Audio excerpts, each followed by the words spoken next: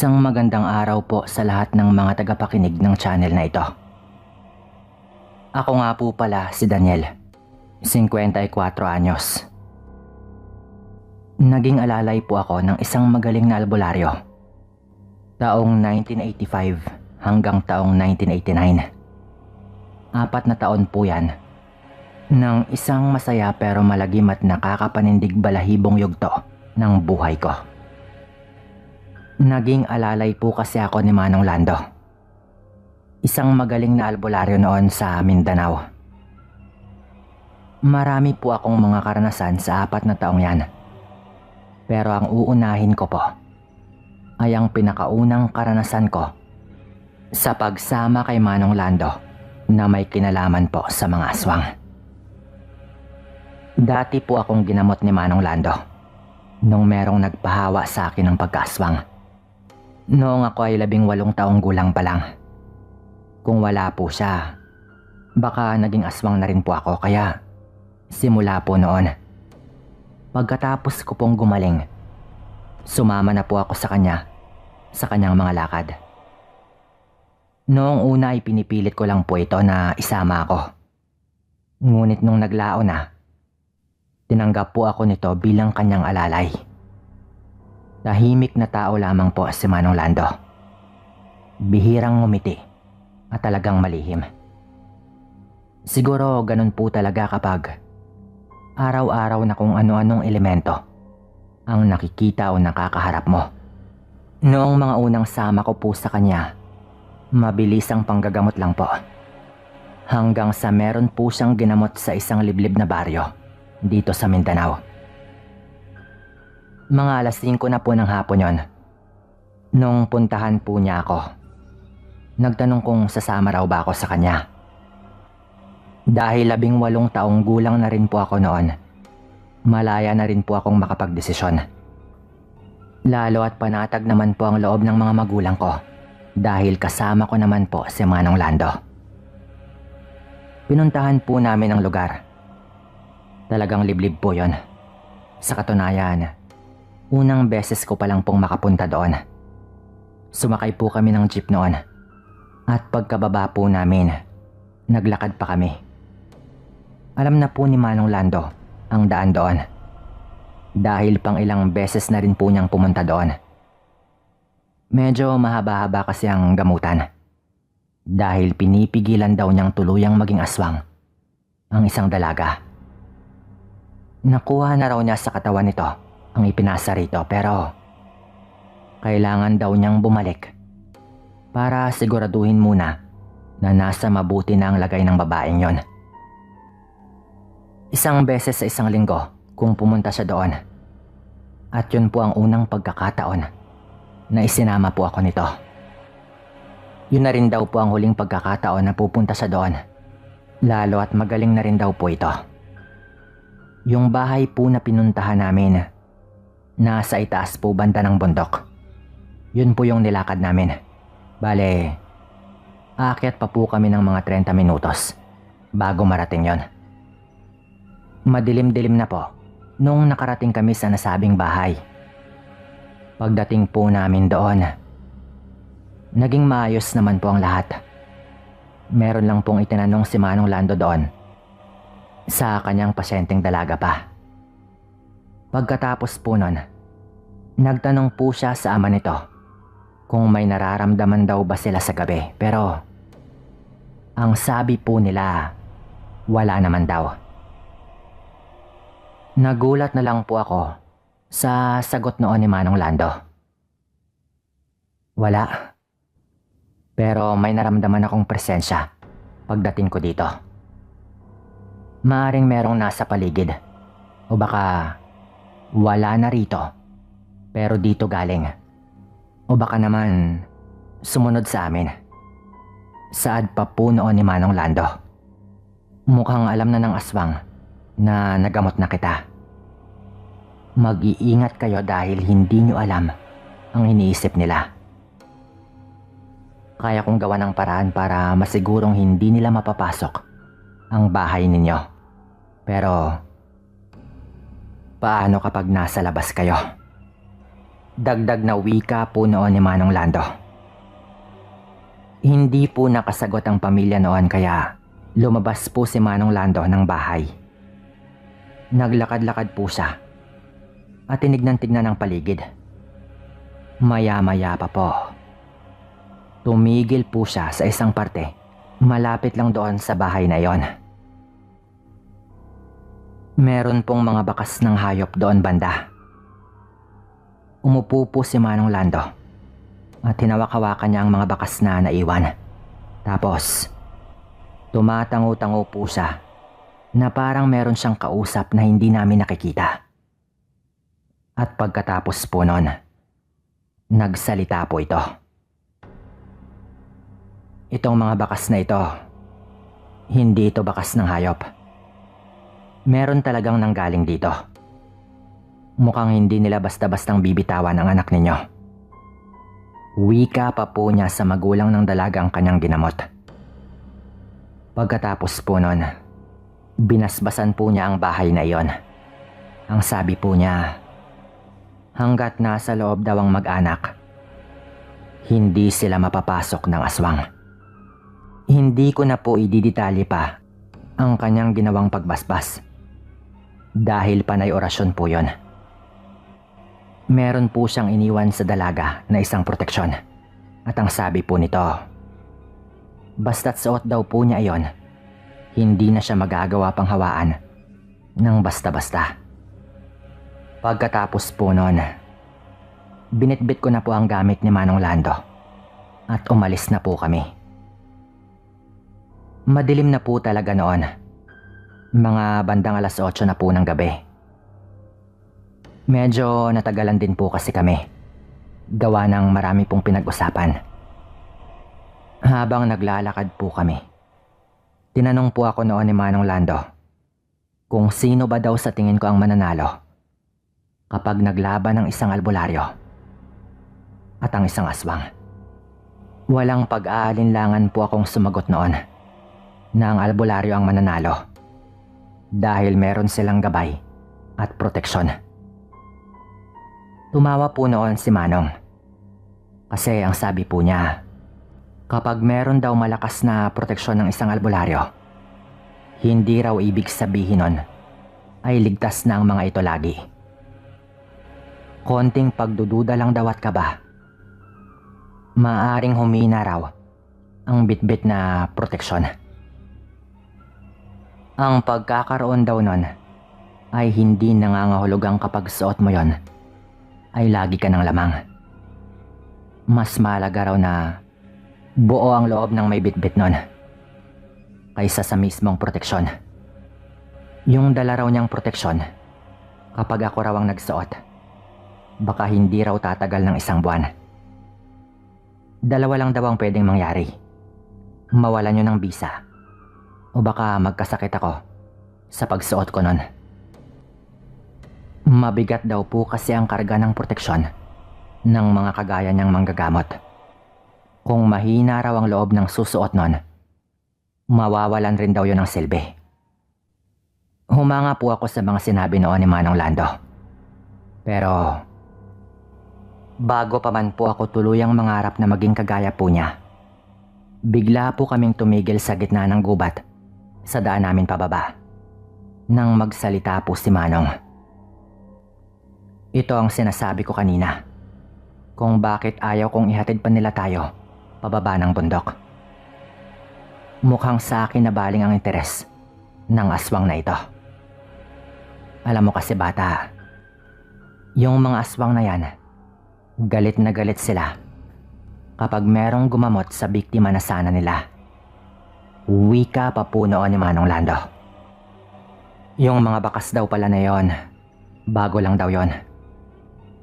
Nung paakyat pa lang daw kami, meron na raw bumubuntot sa amin na parang hinihintay talaga nito si Manong Lando. Dahil galit na galit ang aswang sa mga albularyong kumakalaban sa kanila. Ang sabi po noon ni Manong, nung papunta daw kami, ay dumidistansya daw ang sumusunod sa amin. Kaya hindi nag-iinit ang kanyang dalang proteksyon. Pero sa punto daw na iyon, mukhang nasa malapit lang daw ito. Mukhang nag-aabang daw sa karimlan para atakihin kami. Pinagpawisan po ako agad ng malagkit noon.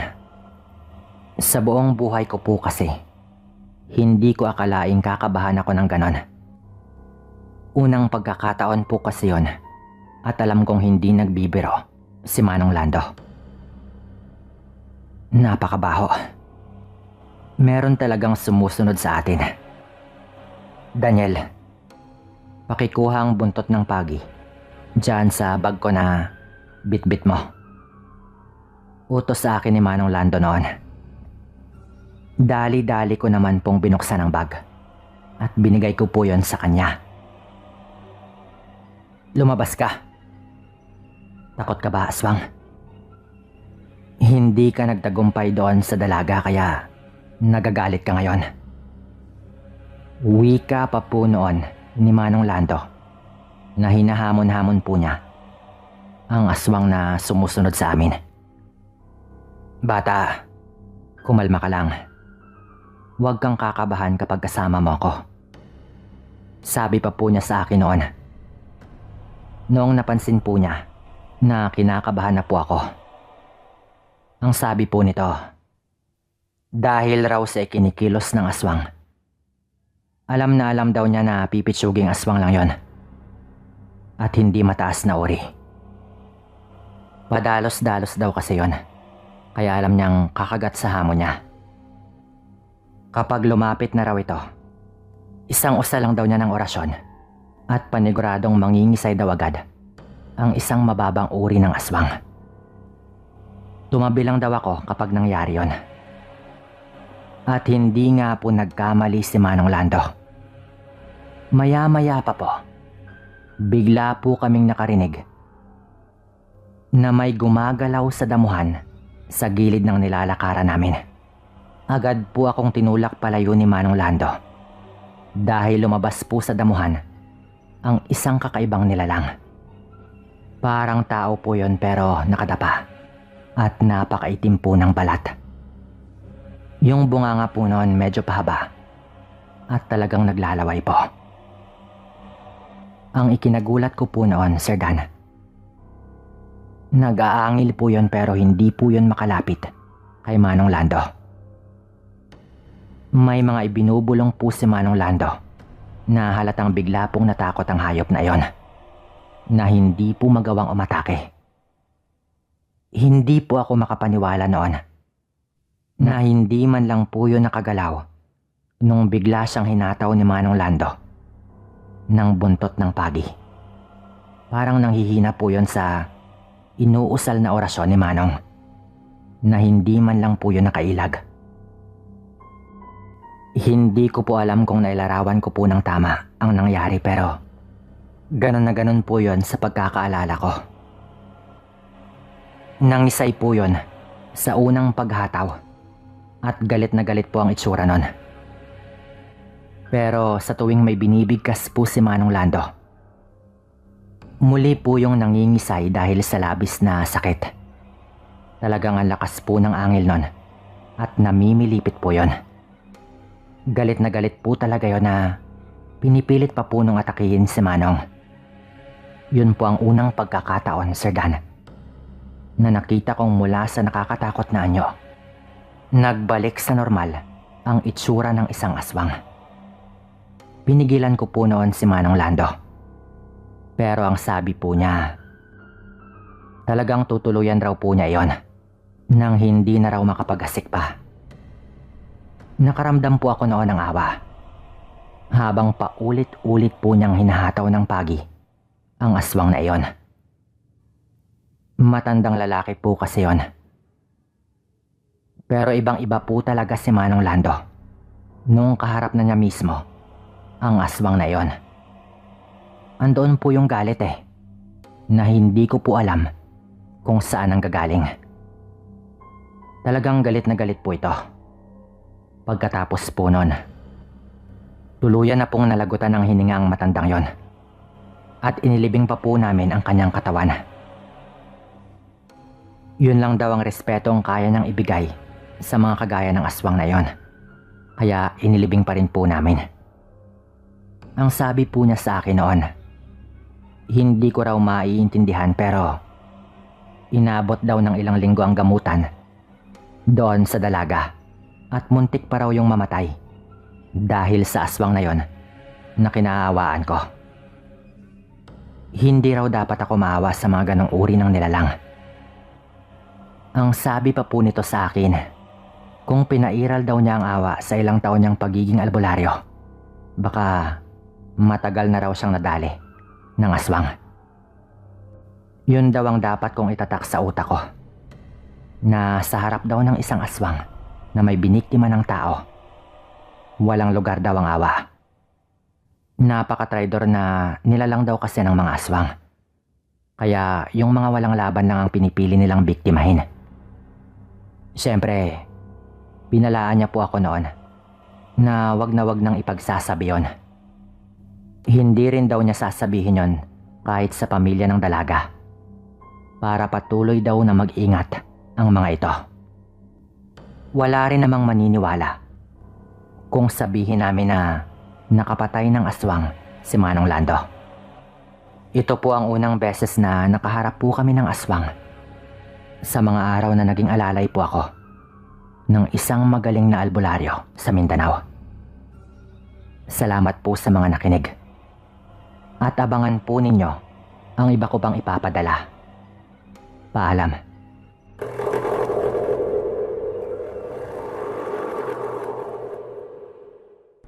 Noong bata pa ako, sinasamahan ko po si Lolo na magtinda po ng taho sa mga baryo-baryo sa probinsya po namin sa Bohol.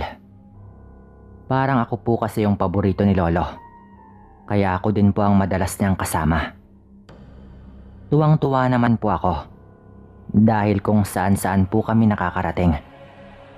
At kahit naglalakad po kami ng medyo mahaba, busog naman po ako lagi sa mga pagkain kapag meron po kaming nadadaanan ni Lolo. Micaela nga po pala ng Bohol. 10 taong gulang lang po ako noon, taong 1997. Pero noong araw po, yung 10 taong gulang po na bata, parang batang-bata pa po talaga kung kumilos. Medyo uhugin pa nga po ako noon. Siyempre, sa abot naman po ng makakaya ko, tinutulungan ko naman po si Lolo. Minsan po, ako rin po yung sumisigaw at umaalok. At minsan naman po, ako rin po yung nagsusukli. Dahil matalinong bata naman po ako noon. Doon po ako namulat sa hirap din ng buhay. Init at ulan din po kasi ang haharapin mo kapag naglalako ka po kung saan-saan. Mahirap po talagang maglako, lalo at matanda na rin po si Lolo noon. Ako po lagi yung nagpapaalala sa kanya noon. Napahiran po niya ang pawis niya sa likod. At minsan po, kapag nagpapahinga po kami sa lilim ng puno, pinapaypayan ko po si Lolo. Marami na po kaming naranasan sa paglalako. Minsan po, meron pong bumili sa amin na nagsisimba na merong 2 anak na maliit pa. Nung inaabot po ni Lolo yung taho sa isang bata, bigla pong hinawi ng nakakatanda nitong kapatid ang kamay ni Lolo. Kaya natapon po yung taho sa damit ng kanyang kapatid. Nagkataong nakaputi po yung bata. At nagkataon rin po na hindi po nakita ng nanay nila ang totoong nangyari, kaya si Lolo po ang napagbuntunan ng galit po nito. Kahit anong paliwanag po ni Lolo na yung isang anak naman po niya ang dahilan, talagang galit na galit po ito. Dahil hindi na raw sila matutuloy ng simba dahil doon. Nung dumating po yung asawa nitong lalaki, sa kanya po iniabot ni Lolo yung taho na kapalit po nung natapon. Pero agad po yung kinuha ng babae at isinaboy po sa mukha ni Lolo sabay umalis. Humingi po ng pasensya yung asawang lalaki. Pero iyak na po ako ng iyak noon. Yumuko lang po si Lolo at pinahiran po ang mukha niya. Sabay ngumiti pa rin po sa akin at sinabi po nito na okay lang daw. Isa lamang po yon sa mga karanasang hindi ko po malilimutan. Simula po noon. Sa tuwing naglalako po si Lolo, sumasama po talaga ako. At ginagawa ko po ang lahat ng makakaya ko para maubos po agad ang paninda namin. Hindi ko naman po akalain na yung pagtitinda po namin ng taho ay mahahaluan po ng kababalaghan na kailanman ay hindi namin malilimutan. Naglako po kami ng taho noon sa isang baryo na napuntahan na rin po namin dati. Malapit lang din po sa baryo namin. Hapon po kami nagtinda noon dahil napakalakas po ng ulan nung umaga. Yung taho po kasi ni Lolo, hindi naman po siya yung gumagawa. Kinukuha lang po niya iyon sa may-ari at meron po siyang porsyento kapag naubos po niya. Parang ganun po yung pagkakaintindi ko noon. Basta, hindi po si Lolo yung gumagawa nun mismo. Siya lamang po ang nagtitinda. Hindi ko na rin po sasabihin pa yung baryo, pero sakop po yun ng Bohol. Marami pong mga bahay sa ibang parte doon, pero parang wala pong masyadong tao sa labas. Kahit po sa basketball court nila noon, kakaunti lang din po ang tao nung araw na nagpunta po kami doon. Mga bata lang po kaya medyo mahina po talaga ang benta namin nung araw na yon. Meron pong mga papasok po na daan sa baryo na yon, kaya pinasok po namin yon at kahit papaano, nabawasan naman po ang paninda namin. Tinuloy-tuloy lang po namin ni Lolo na tahakin po yung daan na yon. Ang sabi po ni Lolo sa akin, mabuti na lang raw at sumasama ako lagi sa kanya dahil kahit papaano ay meron siyang nakakausap habang naglalakad. Nagtanong din po siya noon kung hindi pa ba ako pagod sa paglalakad, pero ang sabi ko naman po noon na hindi pa naman. Ang sabi po ni Lolo, sa dulo daw ng daan na iyon, naalala daw nitong merong parte na maraming mga tao dahil merong palaruan doon ng volleyball kung saan nagpupustahan ng mga tao. At dinarayo din daw ng mga taga-ibang baryo para makipaglaro sila sa mga taga roon. At syempre, merong pustahan. Siguradong maraming tao daw doon. Kaya doon daw kami pumunta at baka doon na maubos ang paninda namin. Pero nung medyo mahaba-haba na po ang nilakad namin, medyo nagsimula pong mahilo noon si Lolo. Nagkataon pa na sa walang mga bahay banda. Pinaypayan ko lang po si Lolo noon habang naghihintay na may dumaan at matulungan kami. Pero natagalan na po kami sa kahihintay doon habang nagpapahinga sa gilid ng kalsada. Pero wala pong dumating. Niwala man lang pong dumaan. Yung malapit po na bahay na tinakbo ko para humingi ng tulong, nagkataon din pong walang tao. Kaya bumalik na lang po ako kay Lolo noon at talagang ipinahinga na lang din po muna ni Lolo. At ang sabi niya ay wag na raw kaming tumuloy doon sa balak sana naming puntahan. Nung medyo bumuti na po ng konti ang pakiramdam po ni Lolo, naglakad na lang po kami pabalik. Tinulungan ko na po si Lolo noon sa kanyang bitbit. Mahaba-haba na rin po ang nilakad namin pabalik nung sabihin po ni Lolo noon na nauuhaw na raw talaga siya. Nagkataon pong merong bahay doon banda, kaya humingi raw muna kami ng tubig doon. Wala pong katabi yung bahay na yon at parang bahay kubo lang po yung disenyo po nun. Kinatok po namin ang bahay noon at ako na rin po mismo yung nagtanong kung pwede bang makahingi ng kahit isang basong tubig. Pinagbuksan po kami ng isang matandang babae noon, Sir Dan. At ang sabi ay pumasok muna kami sa kanilang bahay. Pero doon lang po kami sa labas ng pinto naghintay.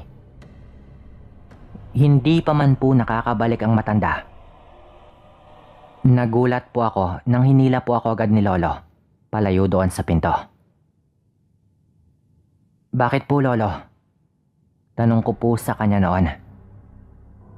Ang sabi lang po nito, umalis na raw kami dahil mali raw po kami ng bahay na napuntahan. Nalito po ako noon habang halos kalad ka rin na po ako ni Lolo palayo sa bahay po na iyon.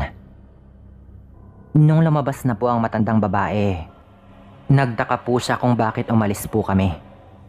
Sumigaw pa po ito at nagtanong. Ngunit ang sabi lang po ni Lolo sa kanya ay hindi bali na at salamat na lang daw sa tulong.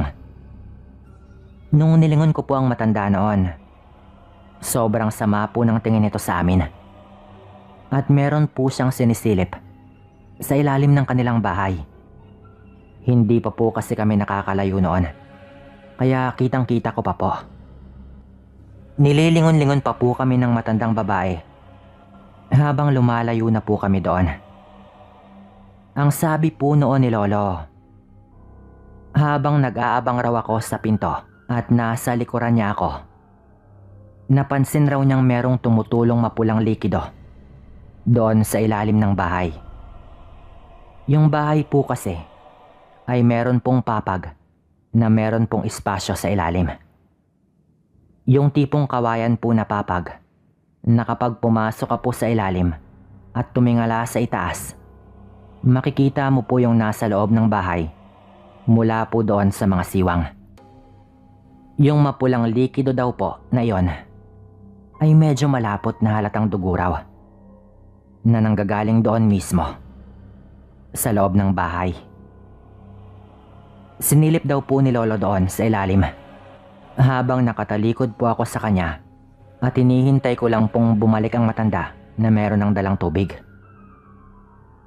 Mula daw sa mga siwang, nakita raw po talaga ni Lolo na meron daw matandang lalaki doon sa loob na nakadapa habang animoy kinakain ang isang katawan na nakalapag daw doon sa sahig ng bahay. Akala raw ni Lolo, hayop lamang yung duguan ng katawan na nakalapag sa sahig. Habang talagang nakita raw niyang nilalantakan ng isa pang nilalang na hindi niya alam kung ano. Pero nakakatakot daw ang itsura. Nang makita raw niya ang puting lampin na nakabalot doon sa katawan, na medyo nabalot na rin daw ng dugo. Parang napagtagpi-tagpi daw agad ni Lolo kung ano yung kanyang nakikita. Ang sabi ko kay Lolo noon, baka nagkakamali lang siya. Pero talagang alam daw niya ang kanyang nakita. Kaya pala napatakip si Lolo sa kanyang bibig at parang nasusuka ito nung agad-agad niya akong hinila na halos makaladkad na ako. Yun daw pala ang kanyang nakita. Ang sabi ni Lolo, kung nainom daw niya ang tubig, baka napahamak pa kami dahil sigurado raw siyang mga aswang ang nakatira sa bahay na yon. Palubog na rin po ang araw noon, pero hindi pa po talaga dumidilim. Ngunit kahit sino man pong makakita ng ganon sa loob ng isang bahay, talagang iisipin po agad na aswang yung mga nakatira doon. Kitang-kita raw po kasi talaga ni Lolo na dumudugo-dugo pa daw yung laman nung kinakagat daw nung nilalang na nakadapa habang nakalapag daw ang katawan doon sa sahig na malamang ay isa raw sanggol base doon sa lampin na nakabalot doon. At kung titignan daw yung katawan, talagang maliit lang daw yon, na ang unang akala daw ni Lolo ay hayop lang daw yon nung hindi niya pa nakikita yung lampin dahil medyo nakataob daw ang katawan doon sa sahig. Madilim-dilim na po nung marating po namin ang pagbabantayan namin ng sasakyan. Natagalan po kasi talaga kami nung bigla pong sumama ang pakiramdam ni Lolo. Sa gitna pa po talaga ng parteng walang bahay. Nakatayo lang po kami doon at nagbabantay ng magulat po kami na meron pong biglang nagsalita sa likod po namin. Sa pagkagulat ko po noon, Sir Dan, napasigaw po ako agad ng bahagya. At nung nilingon po namin, yung matandang babae po yon, nahiningan po namin ng tubig. Hindi po namin alam kung saan siya dumaan dahil wala naman po kaming nakitang sumusunod sa amin nung naglalakad po kami. Hinila po ako agad ni Lolo noon. Ang sabi po nung matandang babae, "May nakita ba kayo kanina? Bakit kayo biglang umalis? May nakita o narinig kayo, tama ba? Yung sa ilalim ng bahay namin. Siguro, yun ang nakita nyo, tama ba?" Sunod-sunod po nitong tanong kay Lolo. Pilit pong itinanggi ni Lolo pero nagalit po yung matandang babae na yon. Ang sabi po nito, hindi daw siya namin maloloko. At kung gugustuhin raw niya, kaya raw niya kaming patayin doon. Lalo at madilim na nga po noon. Agad pong dinampot noon ni Lolo yung kawayan na ginagamit niya po sa pagpasa ng 2 lalagyan ng taho. At medyo napatras na rin po kami nang makita po namin na harap-harapan pong inilabas ng matandang babae ang mga pangil po nito. Sabay sinabing kung sumigaw raw po kami o humingi ng tulong, talagang meron daw pong mamamatay sa amin. Kitang-kita ko po mismo yon, Sir Dan, nung nagsisimula na pong lumabas ang mga pangil niya. At yung mga mata po nito, talagang nanilisik. Ginagalaw-galaw rin po nito yung mga kamay. At harap-harapan ko pong nakita na unti-unti pong humahaba ang kanyang mga kuko. Ang sabi po noon ni Lolo, hayaan lang daw niya kaming umalis at hindi raw namin ipagkakalat ang aming mga nakita. Naiintindihan ko po kung bakit sinabi yon ni Lolo. Siyempre, inaalala po ako ni Lolo at alam niyang hindi niya rin po kayang ipagtanggol kami sa aswang po na yon. Lalo at masama nga po ang kanyang pakiramdam at kailangan rin po niya akong protektahan. Buti sana kung mag-isa lang siya. Malas po talaga dahil nung araw pa po na yon ang matake ang kanyang sakit, kaya bigla po siyang nahilo. Hindi pa man po namin narinig ang sagot ng matandang babae po na iyon. Bigla pong bumusina ang isang jeep sa hindi kalayuan. Ang sabi po ng matanda noon, kapag may narinig daw siya tungkol sa kanila, hahanapin raw po niya kami. At parang sa isang kurap lang po, bumalik po sa normal ang itsura po nito. Sabay tumalikod po siya at umalis bago po dumating doon ang jeep. Dali-dali po kaming sumakay noon habang nakatingin lang po sa amin ng matanda nung lumingon pa po ito. Pero hindi po kami nanahimik tungkol doon. Nang meron pong nagawing albularyo doon sa amin na taga roon daw sa baryo na iyon, kung saan po namin nasaksihan ang tungkol doon sa matandang babae. Sinabihan po namin siya. Nabalaan po niya ang mga taga roon sa matandang mag-asawa sa bahay na hininga namin ng tubig. Ang sabi po ng albularyo, medyo malayo daw ang naturang bahay sa kanyang bahay, pero gagawin daw niya ang sinabi namin. Pupuntahan daw niya, total kabaryo naman niya, at babalaan daw niya ang mga taga roon. Simula po noon, hindi na po kami bumalik pa sa baryo po na iyon. Wala na rin po kaming balita sa kanila. Hindi man po ganun kamalagim ang kwento ko, pero totoo po ito na karanasan po mismo namin. Siguro hanggang dito na lang po muna ito. Salamat po.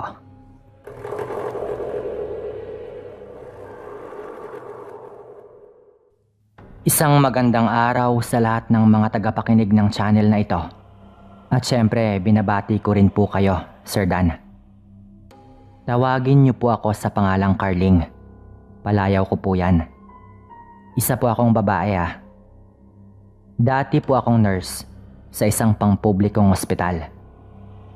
Pero ilang taon na rin po ang nakaraan nung magretiro na po ako dahil nakahanap na rin po ako ng bagong mapagkakaabalahan. Meron po kasi akong maliit na negosyo na hindi ko na rin po siguro babanggitin pa. Nangyari po ang kwento ko dito sa Sapian, Capiz. Tama po kayo nang narinig. Ang kwento pong ito ay nangyari na naman po sa Capiz. Noong ako ay isang nurse pa lang, mga dekada 80 pa. Batang-bata pa po ako noon at bagong asawa pa lamang. Wala pa pong anak at sa totoo lang ay hindi talaga naniniwala sa kahit anong bagay na tungkol sa kababalaghan. Kahit pa sa multo o kahit sa mga duwende o kung ano-ano pa. Siyempre, medical practitioner po ako. Sanay po ako na parang lahat po ng bagay ay laging may eksplanasyon na pangsiyensya. Kahit po taga-Capiz po ako, naiinis po ako noon sa tuwing may mga ganun po na usapin. Tinatawanan ko pa nga po ang nanay ko noon sa tuwing may kung ano-ano po siyang bilin kapag nakikifiesta po ako sa ibang barangay. Kesyo patakan daw muna ng kalamansi ang pagkain. Huwag raw makikipag-usap sa hindi kakilala dahil baka magpalipad hangin daw at mahawaan raw ako ng pagkaaswang. Huwag rin daw makipag-inuman dahil baka mahawaan daw ako sa pamamagitan ng laway. Mga ganun pong klaseng bagay, lalo at lakwatsera din po ako noong kabataan ko. Hindi ko naman nakalain na sasampalin ako ng sarili kong mga paniniwala na mababaliktad pala ang paniniwala ko tungkol sa ganitong bagay. Nga pala, senior citizen na rin po ako ngayon para lamang malinaw. Dahil medyo malaki naman po ang bahay namin noon. Yung kapatid ko na may pamilya na ay doon pa rin po nakatira noon sa bahay namin. Bunso ko pong kapatid ito. Naitago na lang po natin sa pangalang June. Meron po siyang 3 anak at nung panahon po na yon ay sanggol pa lang po ang kanilang bunso. Hindi po tulad namin. Naniniwala po ang bunso naming kapatid sa mga ganitong bagay. Siya po yung tipong kapag nakarinig ng kalaskos doon sa labas o kung anumang kakaibang tunog, talagang lalabas po siya para tignan yon. Lalo at sanggol nga noon ang bunso niyang anak. Lalabas po talaga ito kahit 10 oras pa ng gabi. Yun din po ang dahilan kung bakit marami po kaming itak sa bahay namin. Dahil madalas po siyang magpagawa ng itak sa mga kakilala niyang albularyo. Kung baga, normal lang naman po na itak pero may basbas raw po ng albularyo. Wala po siyang pakialam noon kahit pinagtatawanan namin siya. Wala na rin po kasi ang tatay namin noon at ang nanay na lang po namin ang kasama namin. 3 po kaming magkakapatid. 2 babae tapos yung bunso po namin ang nag-iisang lalaki. Yun din po siguro ang dahilan ni Bunso kung bakit niya ginagawa ang mga bagay na iyon. Dahil siya lang nga naman ang lalaki sa bahay namin. Kaya parang siya yung tumatayong taga-protekta kung baga. Isang umaga, nagulat po kami kasi kiaga-aga hinahasa na po ni June ang kanyang itak. Bago po siya umalis papuntang trabaho, yun po talaga ang kanyang inuna. Nagtanong po ako sa kanya noon, "Bunso, bakit naman kiaga-aga? Yan agad ang pinagkakaabalahan mo." Tanong ko noon pero nagulat po ako sa kanyang naging sagot. Hindi ko agad sinabi pero ilang gabi na akong may napapansing umaali-aligid na hayop sa bahay natin. Sagot pa po nito, "Hayop? Anong hayop?" Tanong ko noon sa kanya. "Hindi ordinaryong hayop. Ayokong tawagin yung aso pero parang nasaan yung aso. Ilang beses ko na rin yung napansin dito. At yung huli, kagabi lang, noong sumilip ako sa bintana. Sinasabi ko sa inyo, hindi to ordinaryo. May kumukursunada sa pamangkin ninyo. Sagot naman po nito sa akin. Nung sumunod po ulit na gabi, yung parang mas malala na po. Akala ko naman hindi po talaga niya sineryoso yon. Pero, bandang 12:00 po ng hating gabi, nang tinatawag po niya kami palabas. Medyo naalimpungatan pa po ako noon. Pero nung lumabas na po kami ng isa ko pang kapatid, nagulat po kami dahil may hawak po na itak si John. At may bahid na po yun ng dugo. Ano yan? Tanong namin sa kanya noon. Ang sagot naman nito, naalala mo yung asong sinasabi ko sa inyo? Bumalik siya dito. Kaya patago akong lumabas at nataga ko yung hayop na yon. Saad pa po ng bunso kong kapatid noon. Pero agad ko pong napansin na meron din siyang sugat sa kanyang paa. Nakalmot daw pala siya nun. Bago daw yon mabilis na tumakbo palayo. Nagalit pa po ako noon. Ilang beses ko bang dapat sabihin sa'yo? Nakalokohan lamang yan. Pati pa yung aso, dinamay mo. Sabi ko pa po sa kanya noon. Dahil mahilig nga po ako sa hayop noon at naniniwala talaga ako na ordinaryong aso lang yung kanyang nataga. Makinig kayo. Hindi nga yun ordinaryo. Kakaiba yon. Malakas ang hinala ko. Naaswang talaga yon. Kahit ngayon lang, maniwala kayo sa akin. Sagot pa po nito. Pero binaliwala lang po namin. At pinapasok ko siya para gamutin ang kanyang sugat. Kahit nga po ang nanay namin noon, pinagalitan po ang bunso naming kapatid. Hindi ko naman po akalain. Nakakainin pala namin lahat ng mga sinabi namin. Dahil kinaumagahan po niyan, pumunta po sa bahay namin yung pinsan ko. Bale, anak po ng kapatid ng nanay ko.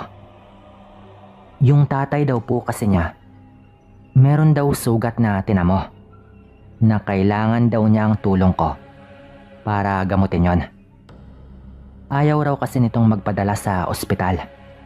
Siyempre ako naman bilang nurse ay nagmadali nga akong puntahan yon. Pagdating ko po doon, talagang nagulat po ako noon. Tandang-tanda ko pa po na nakahiga po siya sa higaan habang iniinda ang kanyang sugat sa likod. Itago nga po pala natin sa pangalang Tito Noel, ang asawa po ng tita ko. Nung tignan ko po yon, may kahabaan po yung sugat. Hindi naman po sobrang lalim pero talagang mahaba po. Habang nililinis ko po yon, nagtanong po ako sa tita ko noon. Na paano nga ba to, tita? Tanong ko pa po noon dahil parang ayaw pa akong kausapin ng Tito Noel. Pero ang sagot naman po ni tita ay hindi raw talaga nila alam dahil ayaw rin talagang sabihin ni Tito Noel. Hindi ko maintindihan noon. Pero naalala ko agad yung asong nataga ng kapatid ko. Dahil sa likod din daw niya nataga yon. Ayaw niya talagang sabihin pero sa karanasan ko po bilang nurse, pareho po talaga yon sa itsura ng sugat ng mga nataga ng itak. Tinahi ko po yon at ang sabi ko, babalikan ko siya dahil ayaw nga po nitong magpadala sa ospital. Bale, babalik po ako para tignan po kung bumuti naman po yung kanyang lagay. Ako na rin po ang nagboluntaryo noon na bilhan po siya ng gamot. Pag uwi ko po sa bahay, hindi ko po napigilang sabihin yon kay Bunso. Nagulat din po ang bunso kong kapatid noon. Paano kaya ate kung siya nga yun? Ibig sabihin, aswang si Tito Noel. Wika pa po noon ni Bunso. Pero hindi lang po ako sumagot. Sa punto po na iyon, medyo duda na rin po ako pero nangibabaw pa rin po talaga na hindi ako naniniwala. Gabi na po nung bumalik ako noon kila Tito Noel. Malapit lang naman po kasi yon sa bahay namin. Nagmamadali po ako noon kaya sa likod po ako dumaan. Alam ko po kasing kapag nagpaalam pa ako sa bunso kong kapatid, siguradong pipigilan niya akong bumalik doon. Doon po sa likod, ang una ko pong dadatnan doon, yung kwarto po ni Tito Noel. Nung nandoon na po ako, nakarinig po ako ng weirdong tunog sa tapat po mismo ng bintana ng kanilang kwarto. Dahil po doon, nilamon na po ako ng kuryosidad at dahan-dahan po akong sumilip. Hindi ko naman po inaasahan na yung naririnig ko palang tunog na parang may nahihirapan doon sa loob ay may ginagawa palang kakaiba. Si Tito Noel. Mula po sa bintana, naabutan ko po itong parang pilit ng inaabot ang kanyang sugat. Hindi gamit ang kamay, kundi ang dila. Halos pigil hininga po ako noon nang makita ko yon. Nadahan-dahan pong humahaba ang kanyang dila habang pilit po niyang inaabot ang kanyang sugat sa likod. Ngunit hindi niya po maabot yon. Doon ko na po nakumpirma na tama talaga ang kapatid ko. Yung takot ko po noon, mabilis pong napalitan ng galit. Nang maisip ko po kasing yung nagbabalak pala sa pamangkin ko, asawa rin pala mismo ng tita ko. Pumasok po ako noon sa bahay. Dire-diretso na po yon. Dinaanan ko lang po ang pinsan ko sa sala. Alam naman po niyang pupunta ako pero nagmamadali po akong pumasok sa kwarto ni Tito Noel. Abay, pagpasok ko po, nagtulog-tulugan pa po ito. Siguro ay narinig nito na merong papasok doon sa kwarto. Ayoko pong marinig ako noon ng pinsan ko, kaya kinausap ko po siya sa mahinang boses. Tito, alam kong gising ka. Nakita ko ang ginawa mo sa bintana kanina. Walang hiya ka. Aswang ka pa lang talaga. Agad ko pong sabi noon. Pero laking gulat ko po noon nang bigla pong dinakma ni Tito ang aking kamay. Ang higpit po ng pagkakahawak niya doon. Yung mga mata po nito talagang nanlilisik at namumula po. Ang sabi po nito, subukan mo lang na sabihin ang nakita mo at hindi ko kayo titigilan. Subukan mong sumigaw at baka hindi ako makapagpigil. Wika pa po nito noon.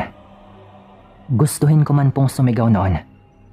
Nangangatog po ako sa takot dahil nung nagsasalita po ito, kitang-kita ko po ang mga pangil sa naglalaway niyang bunganga na parang wala na po talaga itong pakialam sa kanyang ginagawa. Bago po ako umalis noon, naniguro din po ako noon at nagdala po ako ng kutsilyo. Agad ko po yung binunot sa likuran ko at ginamit ko po yon para hiwain ang kamay niya at mabitawan niya ako.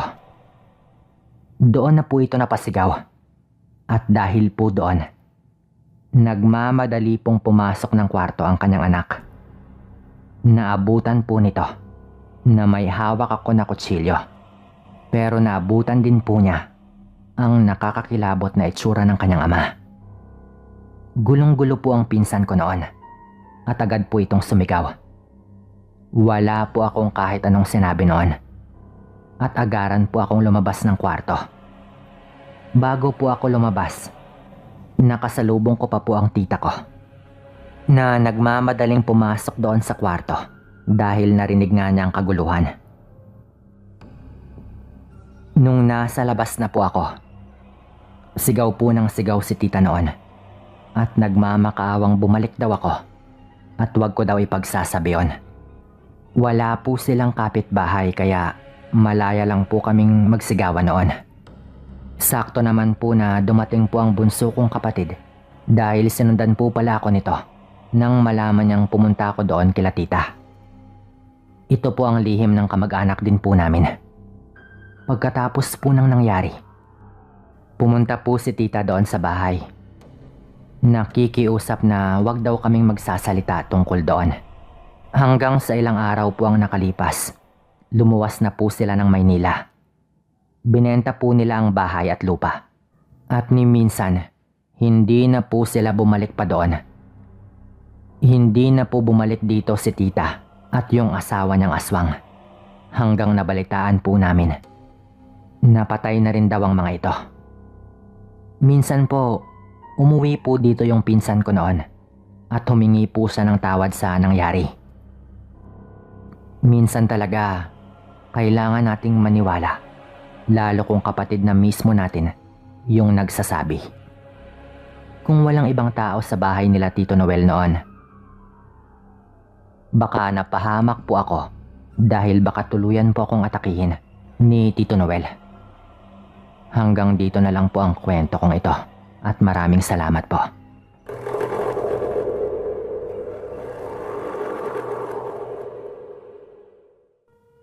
Hello po ulit sa lahat. Si Renz ng Negros po ulit ito. Yung nagpadala ng kwentong may pamagat na Lola, ibalik niyo ang anak ko. Bale, parang ito po yung karugtong ng kwento kong yon. Sa kasalukuyan po kasi ay bumalik na dito yung aswang na yon na nagbalak kumuha sa anak ng kumpare ko. At parang wala lang nangyari. Sabi naman itong kumpare ko ay hayaan na lang daw para walang gulo.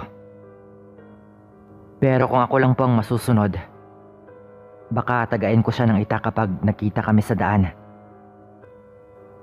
Nitong nakaraang gabi lang po ay may nangyari ulit. At sa pagkakataong ito ay sa akin na mismo.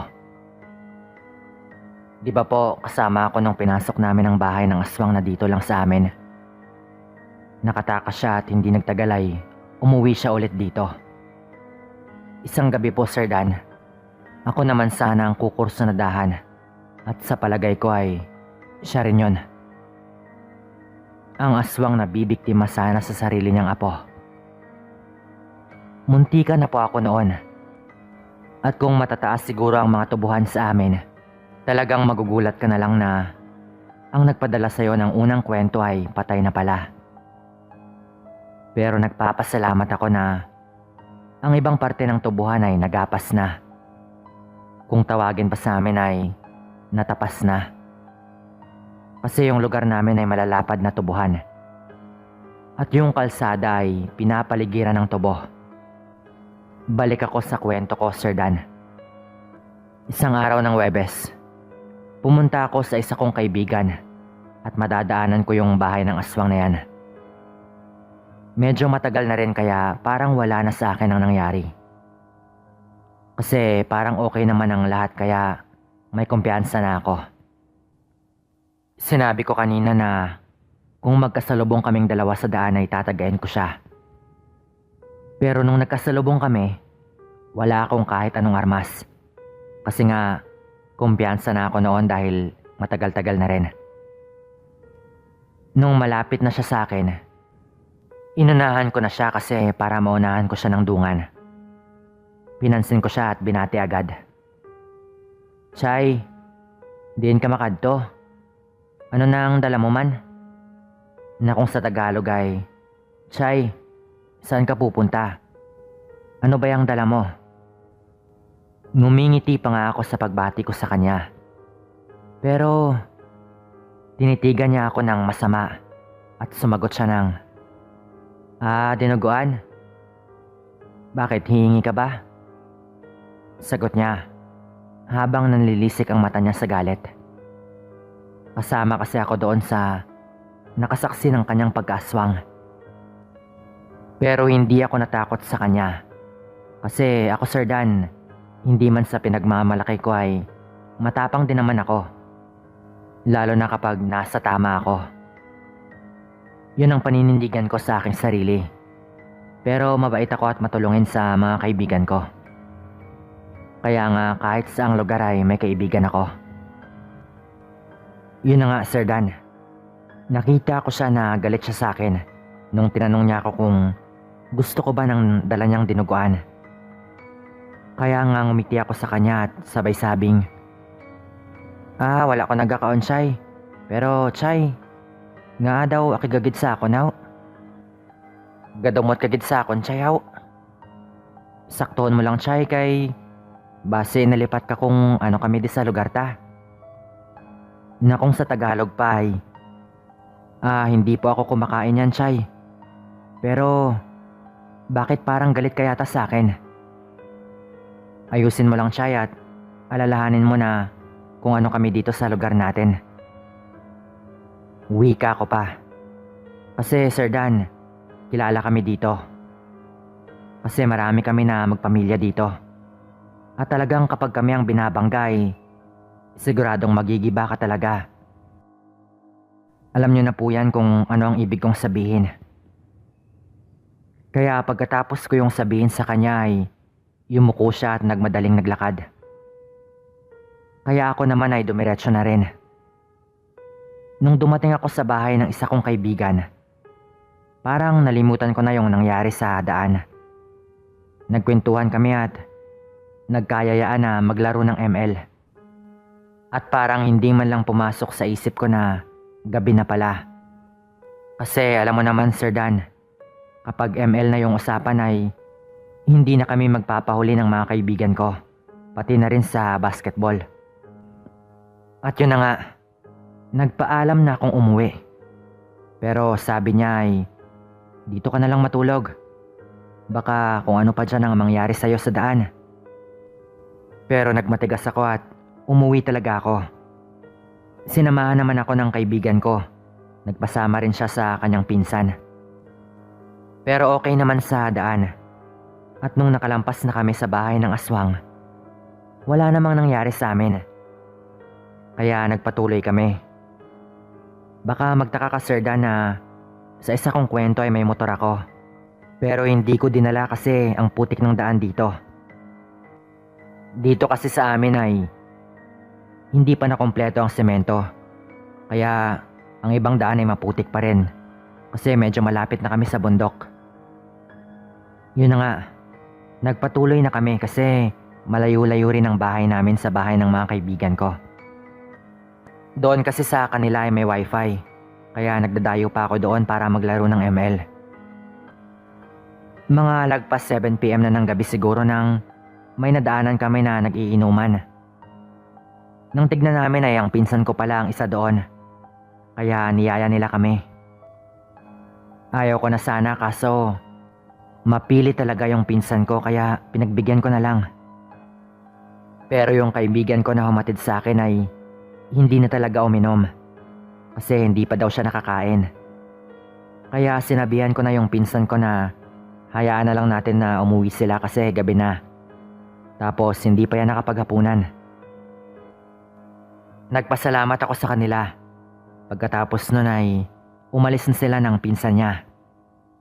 Tandua yung iniinom ng nagiinuman. Kaya humingi lang ako sa pinsan ko ng beer. Kasi mabilis na ako malasing sa mga hard na inumin. Hindi naman kasi ako umiinom madalas. At hindi rin ako naninigarilyo. Mga 4 lang na bote ang naubos ko. Konti lang kung tutuusin. At mas marami pa yung kwentuhan namin kaysa sa inom.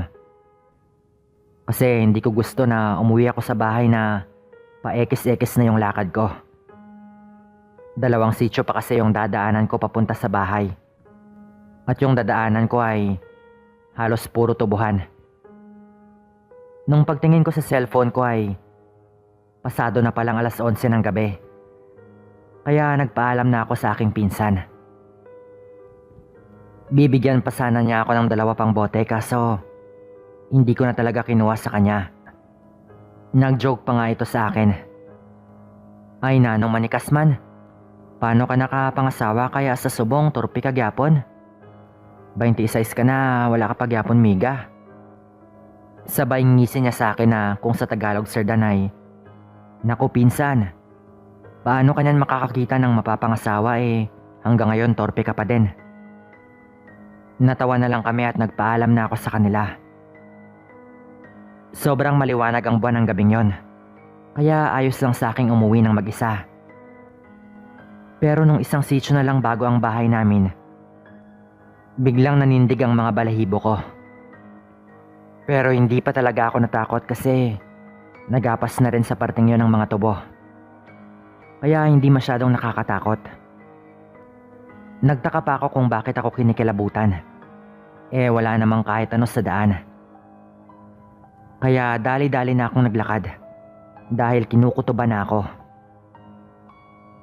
Sa daan ay may nakita akong isang putol na kahoy na parang matulis yung dulo. Kaya pinulot ko yon para magamit ko kung sakali. Nang biglang may humuning isang hayop na parang bibi. Napasabi pa nga ako na may bibi siguro dito. Yung bibi dito sa amin, Sir Dan, ay pato namin kung tawagin. Nagmasid ako at tumigil sa daan hanggang sa yung huni ng parang akala ko ng bibi ay biglang nagbago. Na parang galit na galit. Nako, iba na to. Sa isip ko pa. Kilala ko naman yung huni ng wakwak. Mabilis yan pero yung naririnig ko ay paisa-isa lang at parang galit. Umiinit na yung ulo ko sa puntong yon. Kasi hindi ko makita kung saan siya naroon. Kaya sumigaw na ako at nagmura. Ginsundan mo gid ko ba? Pakita da bala. Hindi na pagamita gahom nyo. Kabinta uso sa inyo. Amo ka mo namang biktima ho. Pakita di puga ka nga tigulang ka. Ikaw na guro ay. Sigaw ko pa. Na kung sa Tagalog ay, aba, sinundan mo talaga ako ah. Magpakita ka. Hindi mo na dapat gamitin yung kapangyarihan mo. Bakit? Ganyan ba kayo mga biktima? Magpakita kang matanda ka. Ikaw siguro yan oh.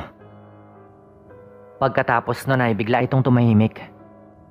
Kaya nagmadali na ako, Sir Dan. At sa totoo lang, Sir Dan, ay kinakabahan na ako noon. Oo, matapang ako pero kahit sino siguro ay maiihi talaga sa takot. Lalo at may ideya ako kung sino yung sumusunod sa akin. Nung sa wakas ay malapit na ako sa bahay at tanaw ko na ito kasi yung ibang parte ay wala ng mga tubuhan. Nang biglang nakarinig ako ulit ng huni. Sobrang hina nun. Pero parang nasa gilid ko lang siya. Napawasiwas ako sa gilid ko gamit ang dala kong putol na kahoy. Kasi nagulat talaga ako. Nang ginawa ko yun ay parang may natamaan akong isang bagay at nasaktan ito. Kasi yung mga layang dahon ng mga tubo, talagang tumilapon ito sa mukha ko. Dahil parang tumakbo yung tinamaan ko. At nagulat rin yata siya. Dahil natamaan siya ng kahoy na ginamit kong panghampas. Sumigaw ako sa takot, Sir Dan. At talagang naihina ako. Dahil sa unahan ko ay may nakaharang na malaking pusa na kulay itim. Sumisigaw na ako at humihingi ng tulong. Dahil papalapit na sa akin yung nilalang na yon. At kung may maghahanap ng video kasi ngayon ay may mga cellphone na at naglalaro pa ako ng ML, hindi ko na po yun na videohan. Dahil nilagay ko sa tagiliran ko yung cellphone ko. At sa sobrang takot ay hindi na pumasok sa isip ko na mag-video pa o litrato man lang. Kasi tumatakbo na ako at hindi ko na malayang umihi na pala ako sa takot. Kahit pa tumawa ang mga nakikinig sa'yo, Sir Dan, hindi ko yan gawa-gawa lang. Totoo po ito at malaking pasalamat ko na lumabas agad yung tito ko at si tatay. Sinalubong nila ako at tinanong ako nila kung ano ba yung nangyayari sa akin. Sabi ko ay hinahabol ako ng aswang. At pagtingin nila sa malayo, nakita pa nilang parang may isang nilalang na nakatayo doon. Nung nilingon ko rin yon, nakita ko na meron nga. At kahit malayo ay kitang-kita pa talaga namin yung kanyang dalawang mapupulang matang nagbabaga sa dilim. Kaya nga pinaputokan siya ng tatay ko at ng tito ko. Pero parang bula lang yung nawala. Kinaumagahan, ikwinento ko sa mga kamag-anak ko ang nangyari. Kaya agad naming pinuntahan yung aswang sa kanilang bahay. Marami kaming pumunta na mga pinsan ko. At pati na rin yung kapatid ng tatay ko. Pero wala na yung aswang doon. Nagalsa-balutan na. Pinasok namin yung bahay niya pero wala na yung mga damit niya doon. At wala na rin kahit sinong tao sa bahay. Kaya sinabihan namin yung ibang kamag-anak nito na kung bumalik siya dito, alam na nila yung mangyayari sa kanya. At kung gusto nila na kumampi sa kanilang pamilyang aswang, hindi kami natatakot. Pati sila idadamay pa namin. Pero ang sabi nila, mas mabuti nga na nawala yan dito eh. Kasi pati kami pinagkakamalan na dahil sa kanya. Wika pa ng ilang kamag-anak niya. Dito na po nagtatapos ang kwento ko.